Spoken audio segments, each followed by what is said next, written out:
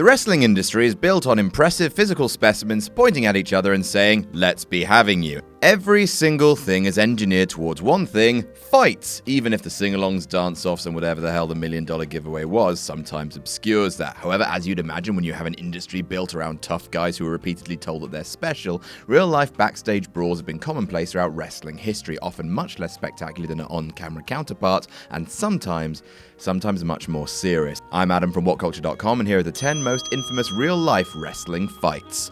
Number 10, Kevin Nash vs. Roddy Piper. The place was WCW and the year was 1997, which meant that for better or worse, the NWO was running the show, both on camera and off. This led to frequent disputes, including one between Hot Rod and Big Sexy. Nash was irked when Roddy Piper went off script in a tag match on Nitro, calling for them to go home halfway into their minutes. Big Kev stormed to Piper's dressing room after the bout and after a friendly exchange of words, slapped the veteran against a wall. Hot Rod, in typical Hot Rod fashion, kicked out at Nash's injured knee before the two men were separated by a crowd of people, including Eric Bischoff and Ric Flair. Number 9, Earthquake vs. KOJI KITAO. This is a horrible story, and for it to make sense, you have to come to terms with the fact that KOJI KITAO is a fully paid-up member of the Arsehole Club. Having been expelled from the sport of sumo for numerous occasions of assault, KITAO had become a pro wrestler and was set to lose a match to John Earthquake Tenta in the prestigious Tokyo Dome. KITAO thought such jobbing was beneath him and went into business for himself, no-selling all of Earthquake's offense and even going after his eyes with his fingers. Tenta screamed, "This is pro wrestling," as the two men circled each other, each unaware when the next strike was coming from. Finally, KITAO kicked the ref as hard as he could, getting himself DQ'd before shouting that wrestling was fake on the mic and then walking out of the business for good. What an arsehole. Number 8, NAILZ vs. Vince McMahon. Over the years, I'm sure a lot of wrestlers have wanted to wrap their hands around the preposterous throat of this silver-haired agent of chaos, but no one ever did that we know of, until NAILZ, that is. It would seem that job security wasn't much of a concern for the orange jumpsuit enthusiast, and after receiving what he believed was an insultingly low payoff for SummerSlam, he got the Warlord to stand guard while he barged into Vince McMahon's office to give the boss a piece of his mind and the boss's throat a piece of his hands. After choking Vince for a while in full view of Pat Patterson, he was eventually pulled away. Fun fact, this incident actually benefited Vince McMahon in the long run. NAILZ was a star witness in the steroid trial where Vinny was accused of distributing drugs to his employees. NAILZ's obvious hatred of McMahon and their past conflict rendered his testimony tainted and contributed towards Vince's acquittal. Number 7, Hall and Nash versus the Nasty Boys. Lots of miscommunication and bad timing in this one. I'll try to keep it brief. In a random moment on Nitro in 1996, Scott Hall inadvertently hit Nasty Boy Jerry Sags with a chair shot that damaged his neck. Sags overheard Hall nervously laughing about it and confused that for malicious snickering and squared up. That situation ended without blows, but a few months later at a house show after World War III, things escalated. Sags was once again in the ring with Hall and Nash when a mistimed run-in caused the teams to improvise. In the melee, Nash forgot Sags' injury, hit him in the back of the head with a title belt, further hurting his neck. Sags turned to see who hit him, and he saw Hall in the ring holding a chair, and genuinely this is like a really sweaty farce. Sags thought Hall had hit him and so squared up. Mistaking this for kayfabe, Hall threw the chair into Sags' face, who at this point was very cross and shoot-punched Hall, leaving him bloody and knocking out a tooth. The Nasty Boys were then fired for this incident. Number 6, Sid Vicious vs. Arn Anderson. Still in WCW, but moving across the ocean to lovely Wales and a hotel bar in sort of lovely Cardiff. The year was 1993 and Sid Vicious was about to ascend to the very top of the WCW roster, a fact that irked Arn Anderson chiefly because Sid wouldn't shut the up about it. When Sid then remarked that Anderson and fellow horseman Flair should retire so youngsters like him could do business, Anderson shot back that Sid was on the juice, couldn't work, and had never drawn a house in his life before throwing his drink on him. Sid, with all the calm and composure that could be expected of a man with vicious in his name, went away, took a pair of scissors, returned, and repeatedly stabbed Anderson in the back until he passed out. Believe it or not, he was fired soon after. Number 5, Dynamite Kid versus the Fabulous Rougeau's. Kurt Hennig was a naughty boy. One day in 1988, he cut up the Fabulous Rougeau's clothes and threw them around the locker room.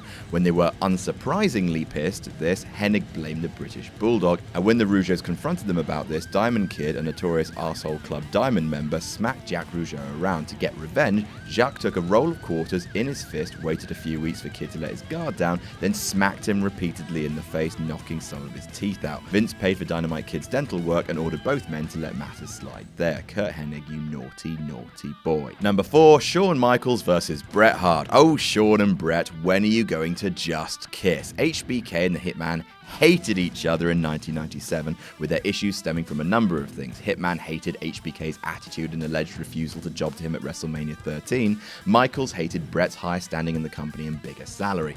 Tensions between the two reached tipping point when Shawn publicly implied in a promo that Bret Hart had slept with Sonny. 3 weeks later, after avoiding each other, a heated exchange between the two escalated to a fistfight, which Hart soundly won. He laid Michaels out with a double leg takedown before laying into the Heartbreak Kid with bunches of punches. As he was dragged away, the Hitman ripped out a clump of Shawn's hair as he went, screaming, "Don't fuck with me or my family, you little fucker." Number 3, Vader versus Paul Orndorff. In a shoot fight between Vader and anybody, you'd expect the Mastodon to come out on top, correct? Incorrect, young Padawan. Not only did Mr. Wonderful beat him in a backstage fight, he did it wearing flip-flops. Vader had arrived late to a WCW TV taping in 1995. He'd informed Eric Bischoff that he'd be late, but the message hadn't been relayed. Thinking that Vader was taking liberties, Orndorff cussed him out, and Vader responded in kind. Tensions boiled over later in the night, and the pair came to blows, with Vader knocking Mr. Wonderful off his feet with a blow to the stomach.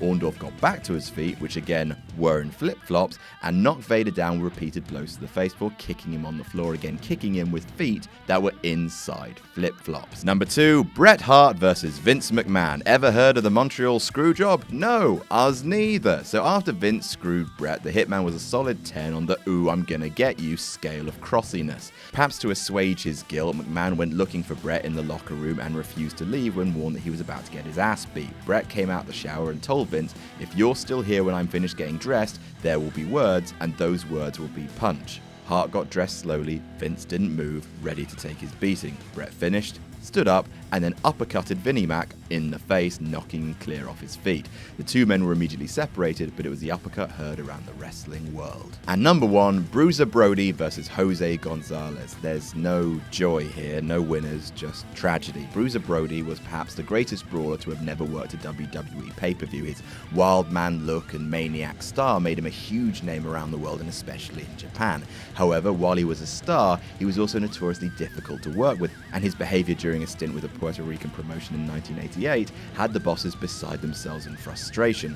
Jose Gonzalez was tasked with managing Brody, and how he chose to do it proved fatal. Brody was asked by Gonzalez to join him in the showers, then screams were heard, and the first people on the scene reported seeing Brody clutching his stomach and Gonzalez holding a knife. Gonzalez fled and was ultimately never charged because the knife was never found, and Brody died of his wounds in the early hours of the morning. It's one of the darkest days in the history of wrestling. And that's our list. Did we miss any out? Tell us about it in the comments. Don't forget to like, share, and subscribe. I'm Adam from WhatCulture.com, and I'll see you soon.